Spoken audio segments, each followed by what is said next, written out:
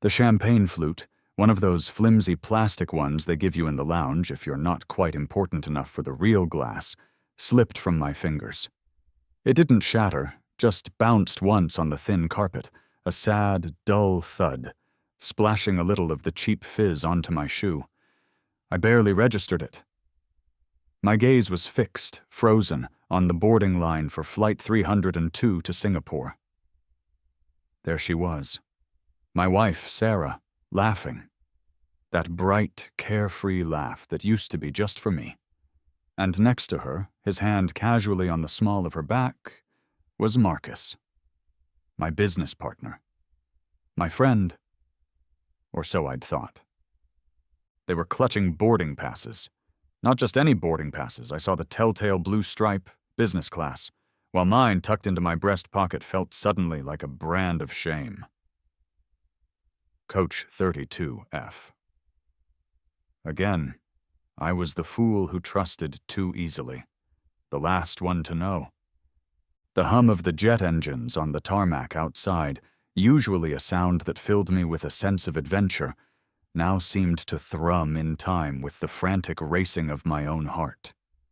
A metallic taste, sharp and bitter, flooded my mouth. Betrayal! It had a flavor, and it was vile. This wasn't just a business trip.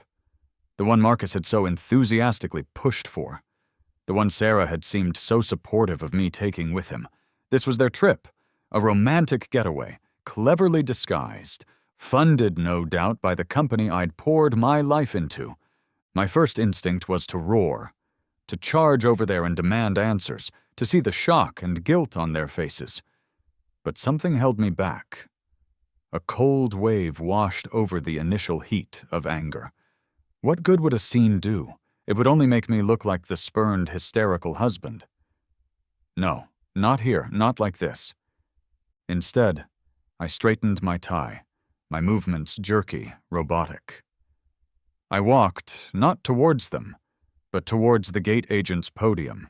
A young woman with tired eyes and a practiced, overly bright smile looked up.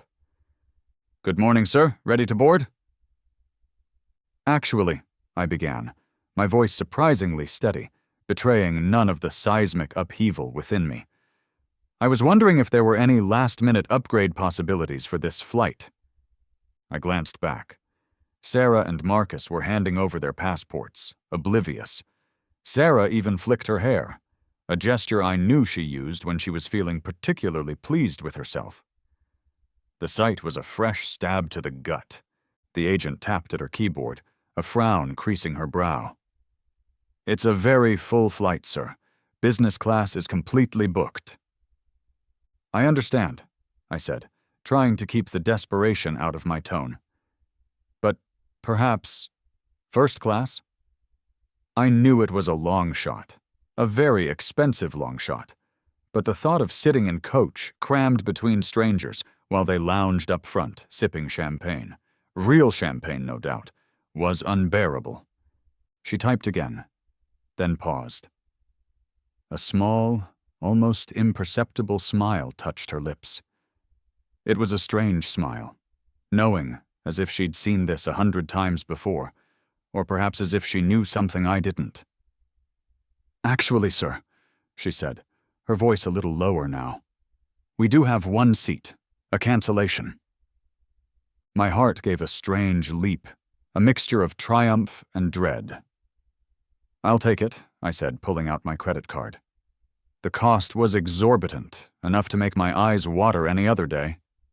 Today it felt like a small price to pay for... what? Solace? Distance? Or perhaps just a front-row seat to the unfolding disaster of my life? She processed the payment, her fingers flying over the keys. "Here you go, Mr. Henderson. Seat 1A. Enjoy your flight." That mysterious smile again. It unsettled me more than I cared to admit. I took the new boarding pass, the crisp cardstock cool against my clammy palm. 1A. As far away from coach as one could get.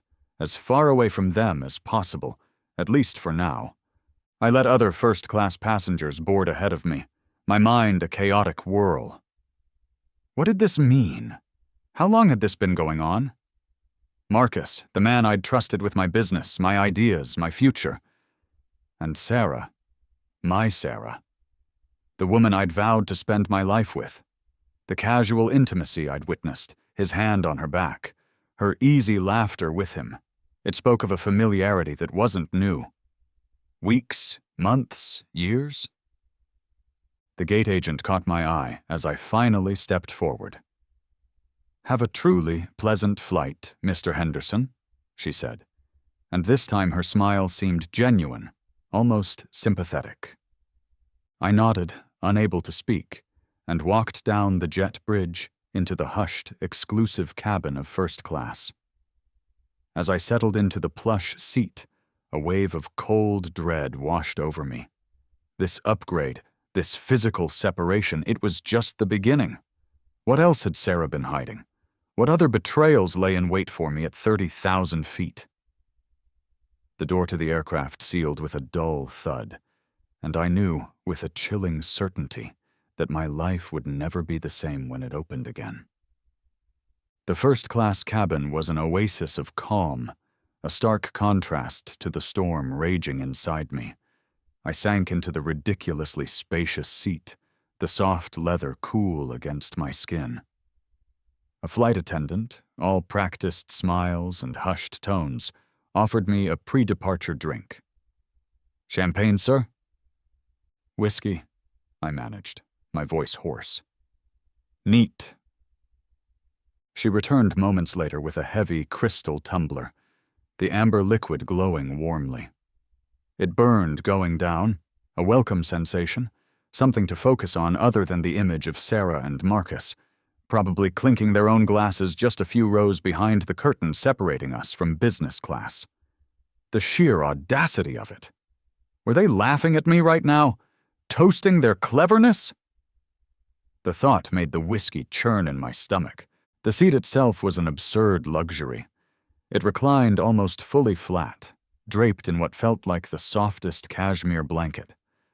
There was more legroom than I knew what to do with. If this had been any other trip, I'd have been like a kid in a candy store. Today, every comfort felt like a fresh insult, a reminder of the life I thought I had, the life they were so casually destroying. The whisper of expensive fabric as the flight attendant passed, the subtle scent of high-end cleaning products, it all screamed of a world I was part of, yet suddenly felt utterly alien to. As the plane taxied and then thundered down the runway, pressing me back into the soft leather, my mind replayed the last few months, searching for clues I'd so obviously missed. How had Sarah and Marcus even gotten close? I'd introduced them, of course. Marcus had joined the firm 18 months ago, a charming, fast-talking dynamo who'd promised to take our marketing to the next level. Sarah had met him at a company dinner. I remember her saying he was intense but brilliant. Was that where it started? With a seemingly innocent conversation over bad hotel chicken? Warning signs. They flickered now in my memory like faulty neon lights. Marcus staying late at the office, Sarah often working late, too, on different days, of course. Too coincidental. Their shared laughter over inside jokes I wasn't privy to. The way Marcus would look at her sometimes. A little too long, a little too familiarly. I'd dismissed it all. Marcus was just friendly, a bit of a flirt. Sarah was just being polite. I was busy, stressed with the company's expansion. I'd wanted to believe everything was fine. God, what a blind idiot I'd been. Denial had been a comfortable blanket. Now, ripped away, it left me exposed and shivering despite the cabin's warmth. The initial shock was morphing, solidifying into a cold, hard anger. Not the explosive kind, but a slow-burning rage that settled deep in my bones. And beneath the anger, something else began to stir. Calculation. They thought they'd played me? Fine. Let's see how the game ended. The flight attendant announced that the in-flight Wi-Fi was now active. A lifeline. I pulled out my laptop. The movements precise, almost mechanical. My hands were shaking slightly as I logged into our shared business accounts. Our company, Henderson and Cole being Marcus, had several joint credit cards, access to shared drives, banking portals. I'd always trusted Marcus implicitly with the financials. He was the numbers guy, after all. I was the ideas man, the front man. What a perfectly orchestrated setup. My heart hammered against my ribs as I navigated to the company's main operating account. Everything looked normal at first glance. Regular transactions, payroll, supplier payments. I delved deeper into the credit card statements linked to Marcus. And there it was, a charge for 2 business class tickets to Singapore, booked 3 weeks ago. Not through the company travel agent, but directly with the airline. Paid for with a company card he wasn't primary on, one I rarely checked. My card. Then I started looking at transfers. Small amounts at first, a few thousand, here, a few thousand there, funneled from a secondary account into one I didn't recognize. The descriptions were vague. Consulting fees, project expenses. Over the last 6 months, they added up. To a lot. My breath hitched. This wasn't just an affair. This was theft. Grand larceny dressed up in bespoke suits and private smiles. Sarah. Was she in on this too? The thought was a fresh twist of the knife. Had she known he was stealing from me? From our future? The secret accounts. Was her name on them? The casual way they'd boarded, their expensive seats. It all pointed to a level of collusion that sickened me. I was so engrossed, tracing the digital breadcrumbs of their deceit, that I didn't notice the flight attendant approaching until she was right beside me. "Mr. Henderson?" she murmured, her smile still perfectly in place. "Excuse me for disturbing you, but Mr. Chen in 2B would like to have a word with you when you have a moment." Mr. Chen? I didn't know any Mr. Chen.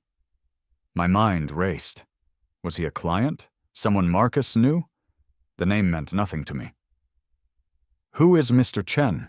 I asked, my voice betraying my confusion. "He said to tell you it's regarding a mutual acquaintance." Her eyes flickered towards the curtain separating us from business class, then back to me, a silent, loaded message. A chill snaked down my spine. Marcus? It had to be. But why would a stranger in first class want to talk to me about him? I realized, with a sickening lurch, that Sarah's betrayal, as devastating as it was, might only be the tip of the iceberg. The affair was one thing. The stolen money was another. But this felt like something else entirely, something far more dangerous. I took a slow sip of my third whiskey, the ice clinking softly against the crystal. The flight attendant had discreetly pointed out Mr. Chen, an older Asian gentleman, impeccably dressed in a dark, tailored suit that probably cost more than my monthly mortgage payment. He had a calm, watchful air about him. His eyes, when they briefly met mine, were intelligent and held a depth I couldn't quite fathom. He wasn't looking at me with pity or even curiosity, but with a kind of quiet assessment. After a few minutes of feigned work on my laptop, I unbuckled my seatbelt and made my way to seat 2B. Mr. Chen was reading a slim volume of what looked like poetry, a pair of elegant, gold-rimmed spectacles perched on his nose. The air around him smelled faintly of expensive cologne, something subtle and woody, and the rustle of the crisp, high-quality paper of his book was the only sound as I approached. "Mr. Chen?" I said, keeping my voice low. He looked up, his expression unreadable. "Mr. Henderson, thank you for coming. Please." He gestured to the empty space on the ottoman that faced his seat, clearly part of his suite-like pod. First class really was another world. I sat, feeling oddly like a student called to the principal's office. The ice in his own glass of what looked like water clinked as he set his book down. "I understand this is an unusual situation," he began, his English perfect, with a slight, unplaceable accent. "I hope I am not intruding on your flight." "Not at all," I lied, trying to appear composed. "The flight attendant mentioned you wanted to discuss a mutual acquaintance." "Indeed." He paused, his gaze steady. "Mr. Marcus Cole." My stomach tightened. "You know Marcus?" "I know of him. More accurately, I have been studying him. His business dealings, to be precise." He picked up a sleek leather attaché case from the floor beside him and opened it, extracting a thin file. The rustle of the documents was sharp in the quiet cabin. "Mr. Cole has a rather unfortunate habit of making promises he cannot keep and of misdirecting funds." My breath caught in my throat. "Misdirecting funds? You mean stealing?" A flicker of something, understanding, agreement, passed through Mr. Chen's eyes. A harsh word, perhaps, but not inaccurate. My own company had a brief and ultimately regrettable engagement with Mr. Cole's initiatives. He has a talent for appearing legitimate, for weaving convincing narratives. Many have been taken in. "My company," I said, the words feeling like ash in my mouth. "He's my partner, Henderson and Cole." Mr. Chen nodded slowly. "I am aware, and I am sorry to be the bearer of more ill news, Mr. Henderson, but it appears your firm has become his primary vehicle. A cover, if you will, for a rather extensive network of, shall we say, creative accounting." He tapped the file. "He's been siphoning funds not just from your company, but using its perceived legitimacy to defraud others. Smaller investors, mostly. People who trusted him. People like you, perhaps." The whiskey I'd consumed felt like it was turning to acid in my gut. My personal betrayal, the affair, the stolen company money, it was all swirling together, morphing into something monstrous. I wasn't just a cuckolded husband and a duped business partner.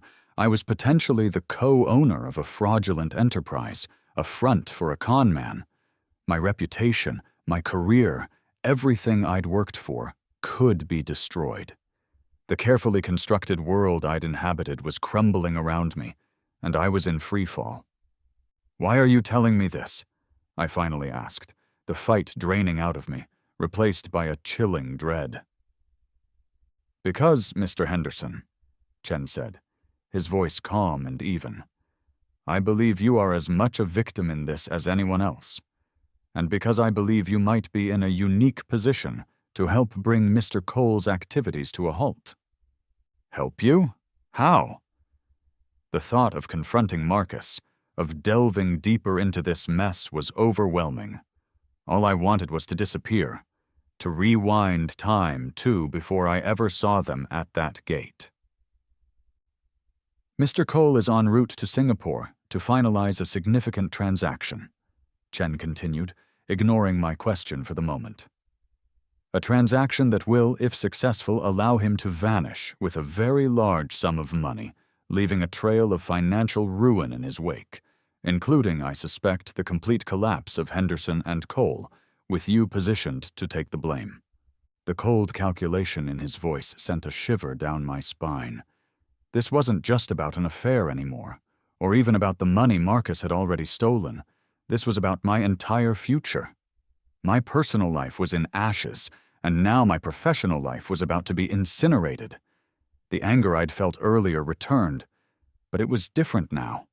Colder, sharper. It wasn't just the primal rage of betrayal. It was the focused fury of a man with nothing left to lose. "What do you need me to do?" I asked, my voice low but firm. The shift inside me was palpable. The hurt was still there, a gaping wound, but now it was overlaid with a steely resolve. Justice. Not just for me, but for all the other faceless victims Chen had alluded to. Revenge felt petty, insignificant in the face of this larger, more calculated evil. Chen gave a slight nod, a hint of approval in his eyes. For now, observe. Gather any information you can. When we land, I will have associates who can assist. But we need to be careful. Mr. Cole is undoubtedly expecting to meet someone in Singapore, someone who may not be pleased if things do not go according to his plan." He paused, then added, his voice dropping almost to a whisper, "And Mr. Henderson, your wife, she is with him, yes?" "Yes," I confirmed, my throat tight. "She may be in more danger than she realizes. Mr. Cole is not a man who likes loose ends." The casual, almost throwaway nature of his comment hit me harder than anything else. Sarah. Whatever her part in this, whatever her betrayals, the thought of her being in physical danger at the hands of Marcus. It was a new, terrifying dimension to this nightmare. The plane began its initial descent, the subtle shift in pressure a prelude to the chaos that awaited us on the ground. My mind raced, trying to formulate a plan, any plan, to navigate the treacherous path ahead. The affair had broken my heart. The embezzlement had threatened my livelihood. But Chen's words had just raised the stakes to a level I could never have imagined. The bump of the wheels on the tarmac at Changi Airport jolted me from my thoughts. We were here, Singapore, the city that was supposed to be their romantic hideaway, now the stage for a far more dangerous game. As the plane taxied to the gate, my senses were on high alert. Every ping of the seatbelt sign, every rustle of movement, felt amplified. I allowed other first-class passengers to disembark before me, my eyes scanning the cabin, half expecting Marcus or Sarah to suddenly appear. Mr. Chen caught my eye as he gathered his slim attaché case. He gave a curt, almost imperceptible nod, a silent acknowledgement of the alliance we'd formed at 30,000 feet. Once in the terminal, the cool, conditioned air felt like a shock after the recycled atmosphere of the plane. The squeak of luggage wheels on polished floors, the distant aroma of coffee brewing from a nearby cafe, the babble of multiple languages. It was a sensory overload, yet my focus was razor sharp. I spotted them easily enough. Sarah and Marcus, emerging from the business-class jet bridge, looking far too comfortable, far too pleased with themselves. Marcus had his arm around her shoulder, pulling her close, whispering something in her ear that made her laugh. The sound, even from a distance, grated on my nerves. I kept my distance, a ghost in their periphery, melting into the flow of other travelers. My phone buzzed in my pocket. A text from Chen. "Black Mercedes SJE 1984X. They are being met. My associate is tracking. Proceed to Grand Sentosa Hotel. I will meet you there." Grand Sentosa, one of the most exclusive hotels in the city. Of course. Nothing but the best for Marcus's grand exit. I watched as they were greeted by a chauffeur holding a discreet sign. They slid into the back of a sleek, black Mercedes without a backward glance, oblivious. My own journey to the hotel was a blur of controlled anxiety. I suppressed the raw, visceral urge to confront them, to scream at Sarah, to punch Marcus. Chen's words echoed in my mind. Observe, gather information. The bigger picture. I had to focus on the bigger picture. My personal pain was a raging fire, but I had to bank it down, let it smolder, fuel a colder, more calculated response. At the Grand Sentosa, I checked in under my own name, requesting a room on a different floor from where I guessed they'd be. The lobby was an opulent expanse of marble and hushed whispers. As I waited for the elevator, I saw them across the vast space, checking in at a private concierge desk. Sarah looked radiant, if a little tired. Marcus was all confident charm, already working his magic on the hotel staff. Once in my room, I didn't waste time. Chen had implied Marcus was here to finalize a big deal, something that would allow him to disappear. That meant data, transactions, proof. The hotel's business center was my first stop. It was deserted, thankfully. I logged into my company's cloud storage, my fingers flying across the keyboard. I'd been so focused on the affair, on Sarah, that I'd barely skimmed the financial documents on the plane. Now, with Chen's revelations fresh in my mind, I looked with new eyes, and there it was. A series of encrypted files I hadn't noticed before, buried deep in a subfolder Marcus rarely used. Files he clearly thought no one would find. It took me 20 agonizing minutes to bypass the weak password protection, his dog's name and birth year, the arrogant fool. Inside were spreadsheets, offshore account numbers, wire transfer confirmations. It was a roadmap of his entire embezzlement scheme, implicating not just him, but potentially others Chen hadn't even mentioned. The scale of it was staggering. He hadn't just been dipping into the company coffers. He'd been systematically draining it, preparing for a final, massive withdrawal. I downloaded everything onto a secure USB drive Chen had discreetly passed me on the plane, my heart pounding with a mixture of fear and vindication. This was it. This was the proof. As I was about to log off, my ears pricked up. Voices from the corridor outside the business center, low, urgent. I recognized Marcus's smooth baritone instantly. He was on his phone, his voice tight with an undercurrent of something I hadn't heard before. Stress? "Yes, everything's on schedule," Marcus was saying, his footsteps pausing just outside the door. "The final components are in place. The transfer will happen tonight, as planned. Midnight Singapore time, then we're clear." My blood ran cold. Tonight, midnight. He was planning to disappear tonight with everything. I had to act fast. I had to get this information to Chen. The game was accelerating, and the stakes were getting higher by the minute.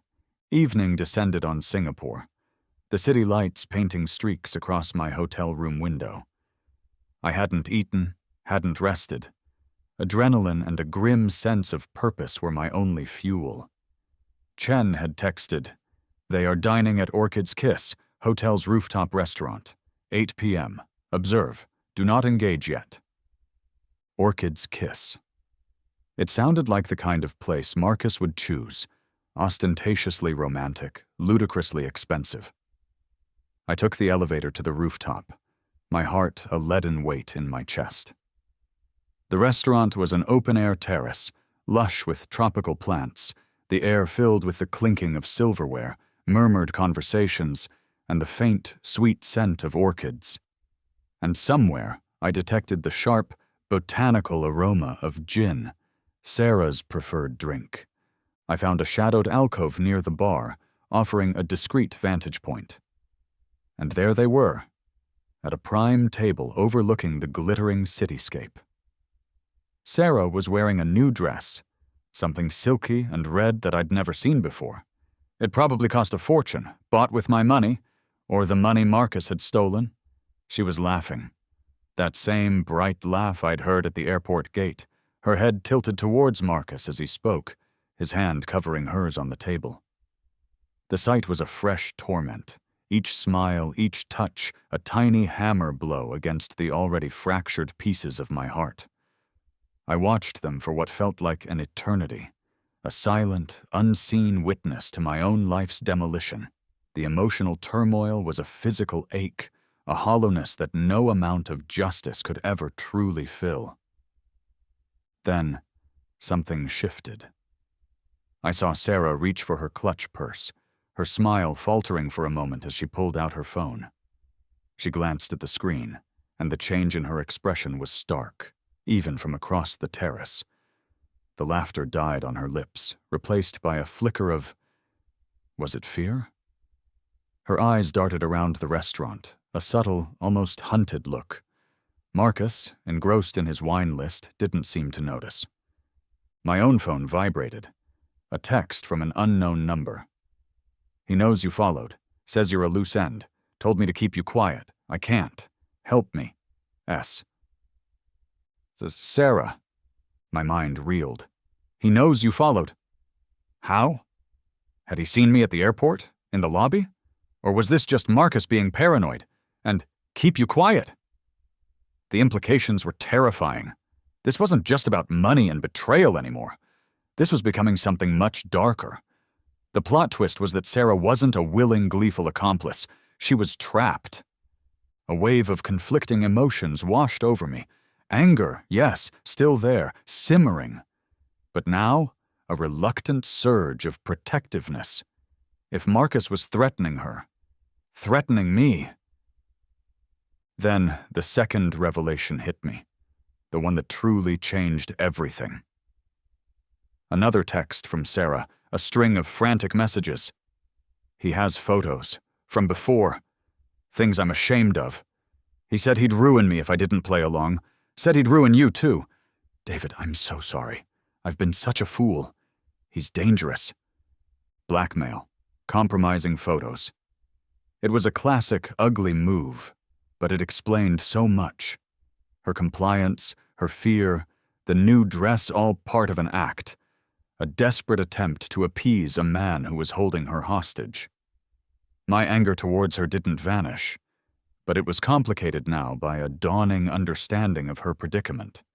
She had betrayed me, yes, but she was also a victim. Marcus chose that moment to excuse himself, heading towards the restrooms. This was my chance. Every instinct screamed at me to stay hidden, to stick to Chen's plan. But Sarah's texts, her palpable fear. I couldn't ignore it. I moved quickly, weaving through the tables, my gaze fixed on Sarah. She looked up as I approached, her eyes wide with a mixture of terror and, astonishingly, relief. "David," she whispered, her voice trembling. "What are you doing here? He'll see you." "I know, Sarah," I said, my voice low and urgent. "I got your texts. Are you okay?" A stupid question given the circumstances. "No. Oh, David, no. He's not who you think he is. He's not who I thought he was." Tears welled in her eyes, tracing paths through her perfect makeup. "Those photos. I was younger, stupid. I never thought—" "It's okay," I heard myself say, though it wasn't okay, not by a long shot. "We need to get you out of here." "How? He's everywhere. He has people." Her voice broke. The fear in her eyes was raw, genuine. It was the fear of someone cornered, someone who saw no way out. It was in that moment, seeing her terror, her shame, her utter helplessness, that something shifted within me. The desire for revenge against her, for her part in the initial betrayal, faded. It was replaced by a cold, clear objective. Get her safe and bring Marcus down. Justice, yes, but not at the expense of her life, or mine. My own character, the naive, trusting husband, was being forged into something new, something harder, in this crucible of deceit and danger. Before I could say more, a shadow fell over our table. Marcus. He was back, his eyes narrowed, a tight, unpleasant smile on his lips. He looked from me to Sarah, then back to me. "Well, well, David. Fancy meeting you here. Enjoying your coach class vacation." His voice was smooth, laced with undisguised contempt. "I must say I'm surprised to see you. Sarah, darling, you didn't tell me we were expecting company." His gaze on Sarah was possessive, chilling. The air crackled with suspicion. The mini cliffhanger of his return had escalated into a full-blown crisis. My quiet power move of approaching Sarah had just blown up in my face. "Marcus, Sarah began, her voice faint. "What he's doing here, Sarah," I cut in, trying to draw his attention away from her, "is wondering why my business partner is on a romantic getaway with my wife, using company funds while planning to drain every last cent from our accounts." Marcus's smile didn't falter, but his eyes hardened. "Always the dramatic one, David. You really should learn to mind your own business." He took a step closer, his hand slipping inside his jacket. "In fact, I think it's time you left. Permanently." And then I saw it. The glint of metal. He was pulling out a gun, right here, in the middle of a crowded restaurant. The section cliffhanger wasn't just a threat anymore. It was a cold, hard reality, pointed straight at my chest. The rooftop terrace, moments before a scene of sophisticated revelry, suddenly felt like a soundstage where only the three of us existed. The ambient noise of the city, the clink of glasses, the murmur of other diners. It all faded into a dull roar as my senses zeroed in on the cold, dark metal of the gun in Marcus's hand. It wasn't a large gun, something compact, easily concealable, but it looked utterly deadly. The sweat on my palms felt instantly cold, and I could feel the rough fibers of the expensive restaurant carpet under the thin soles of my shoes as I instinctively took a half step back. I could almost smell the fear in the air, sharp and acrid, mingled with the sweet scent of orchids and Sarah's perfume. "Marcus, don't be ridiculous," I said, trying to keep my voice even, authoritative, though my heart was hammering like a trapped bird. "Put that away. People will see." He chuckled, a low, mirthless sound. "Oh, I don't think so, David. People see what they want to see, and right now they're all too busy with their overpriced dinners."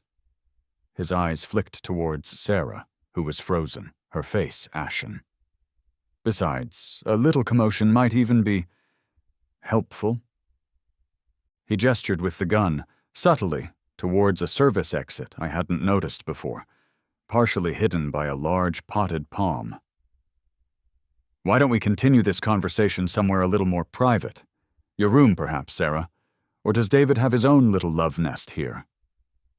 "Marcus, please," Sarah whispered, her voice trembling so violently she could barely form the words. "Don't do this. It's not worth it." "Not worth it?" He laughed again, louder this time, a touch of hysteria creeping in. "Oh, it's worth it, darling. It's worth everything." He looked back at me, his eyes glittering with a desperate, manic energy. "You want to know why, David? You think this is just about a bit of fun with your wife? A few creative expenses? This is about survival, my survival." Under the terrifying pressure of the gun, and perhaps sensing the finality of the situation, Marcus began to unravel. He talked about gambling debts, huge, crippling figures owed to people who didn't appreciate excuses. He spoke of bad investments, of a lifestyle built on smoke and mirrors that was about to come crashing down. I needed a way out, David, a big score, and you, with your trusting nature, your lovely little company. You were perfect, the perfect cover, the perfect scapegoat. Sarah let out a choked sob. "He made me. He said—" "I said I'd make her famous, didn't I, darling?" Marcus sneered, his gaze locking onto her. "Those little photos from your wilder days? Such a shame if they'd surfaced. Bad for your reputation, bad for David's. I just encouraged her to see the bigger picture, to play along. And she did, didn't you, Sarah?" It was an emotional peak, a maelstrom of fear, confession, and accusation. Sarah crumpled, not physically, but her entire demeanor seemed to collapse under the weight of his cruelty and her own shame. "Yes," she whispered, tears streaming down her face. "I was scared. I didn't know what else to do. He said he'd make it look like you were in on it, David. That you were the one orchestrating the fraud from the beginning. That I was just your naive wife, blindly helping." The plot revelation, though I'd suspected it, still hit me with the force of a physical blow. He wasn't just going to ruin me financially, he was going to destroy my name, my freedom. That's when I made my move. Not a physical one, a quiet one. My hand, which had been hanging loosely at my side, subtly shifted, my thumb finding the side button on my phone in my pocket. I'd downloaded a simple voice recording app earlier, a just-in-case measure. I pressed it twice. The screen would stay dark, but the microphone was now active. "So that was your grand plan, Marcus?" I said, my voice deliberately calm, drawing his focus. "Ruin me, ruin Sarah, and walk away with millions?" "Something like that," he admitted, a flicker of pride in his voice. He was too arrogant, too convinced of his own cleverness. "Shame you had to show up and complicate things." "Complicate things?" I allowed a small, almost pitying smile to play on my lips. "Marcus, you haven't even begun to understand the meaning of complicated." And with that, I pulled my phone from my pocket, holding it up, the screen clearly showing the recording in progress. "Everything you've said, everything you've threatened, it's all right here." His face, for the first time, lost its arrogant smirk. Shock, then disbelief, then pure, unadulterated rage contorted his features. You bastard!" He lunged, not at the phone, but at me, the gun wavering, but it was too late. In that same instant, the service door burst open, not with hotel staff, but with two stern-faced men in plain clothes, guns drawn, and behind them, Mr. Chen, his expression calm but resolute. "Mr. Cole," Chen said, his voice cutting through the sudden tension, "I believe your travel plans have been indefinitely postponed." I'd managed to send a coded text to Chen.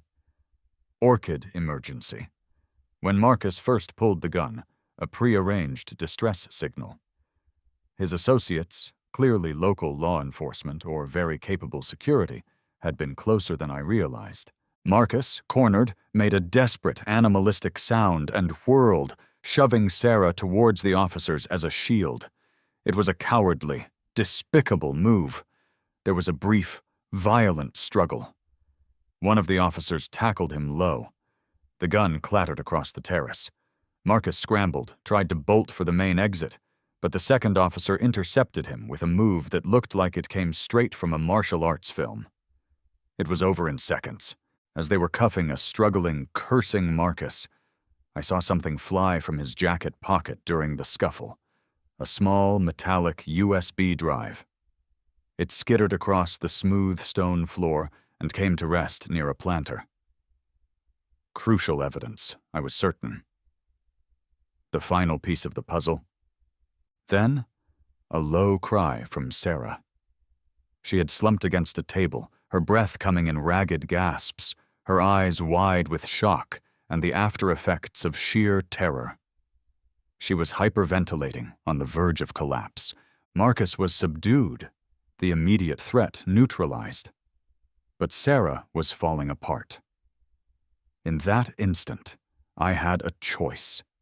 Pursue the USB drive, the final nail in Marcus's coffin, or go to my wife, the woman who had betrayed me, but who was also, undeniably, a victim. The unraveling was complete, but the pieces were scattered everywhere.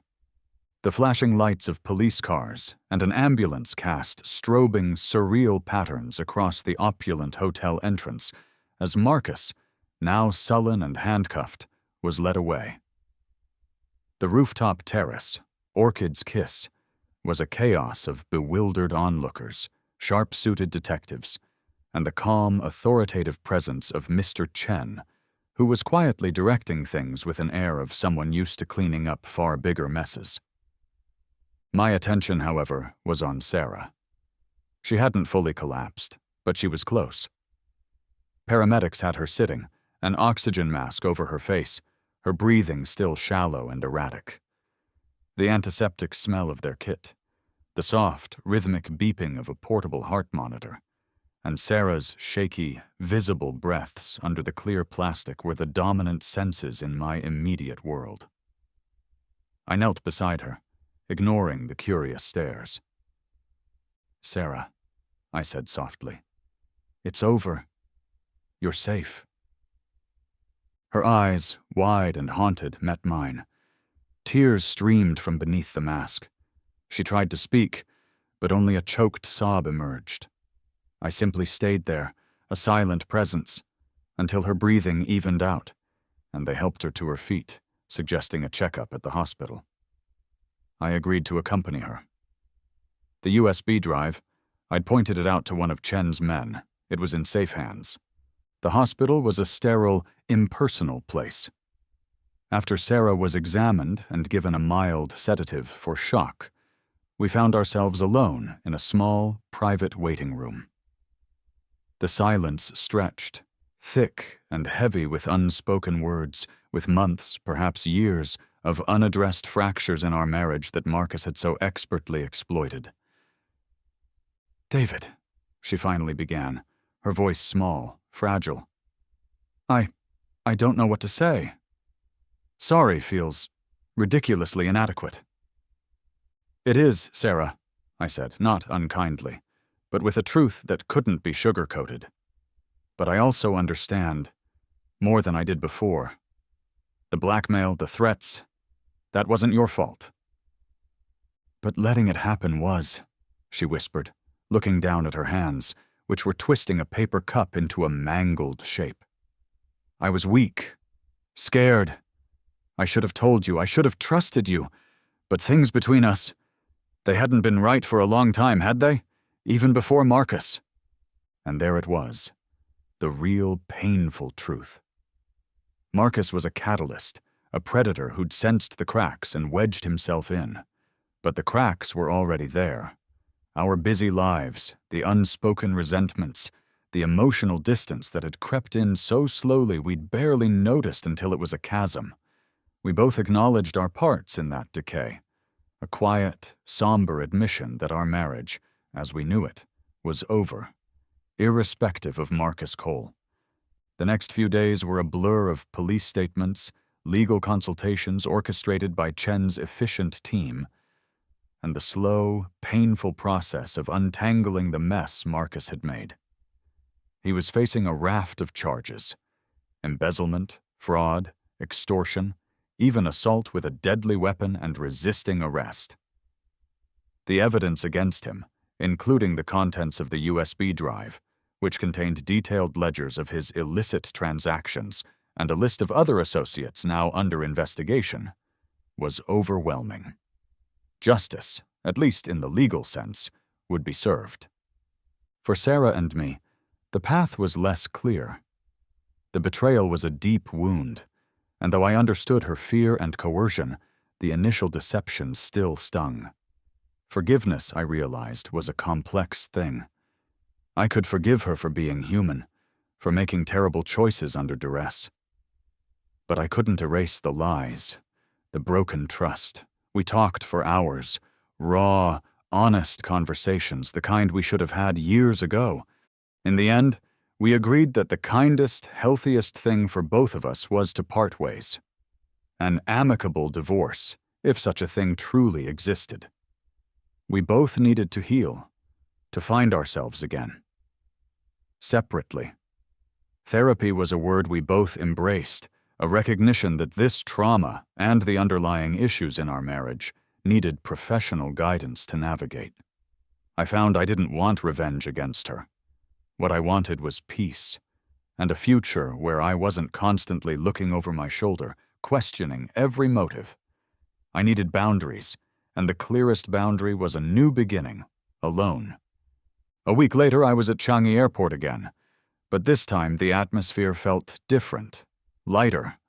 I walked to the ticketing counter, not with dread, but with a sense of quiet purpose. "One ticket to London, please," I said. "First class." It wasn't an act of defiance anymore, or a desperate bid for comfort. It was a choice, a statement to myself that I deserved to travel well, to value myself, even if the world had tried to devalue me. As I settled into my seat, 1A, as it happened, a coincidence that brought a wry smile to my lips, Mr. Chen approached me. He was flying to Hong Kong, his work in Singapore apparently concluded.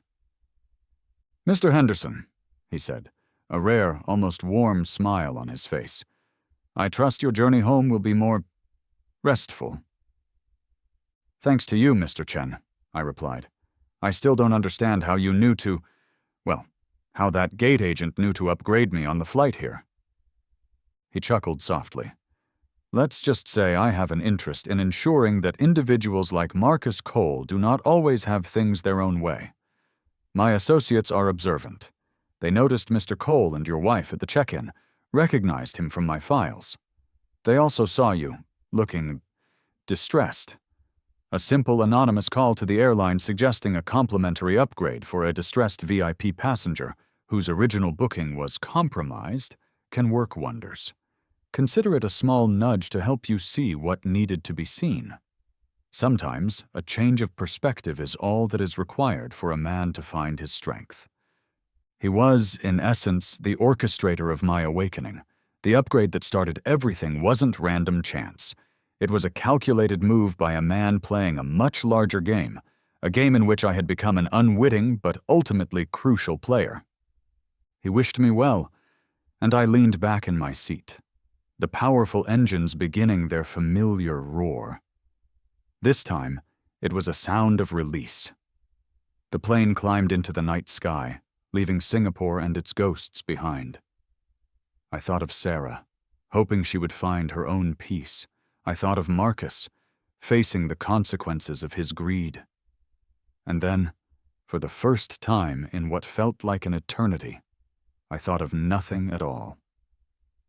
I closed my eyes, the soft cashmere blanket tucked around me, and as the plane soared through the darkness, I slept soundly, finally free from the lies, hurtling towards a future that was, for the first time in a long time, entirely my own.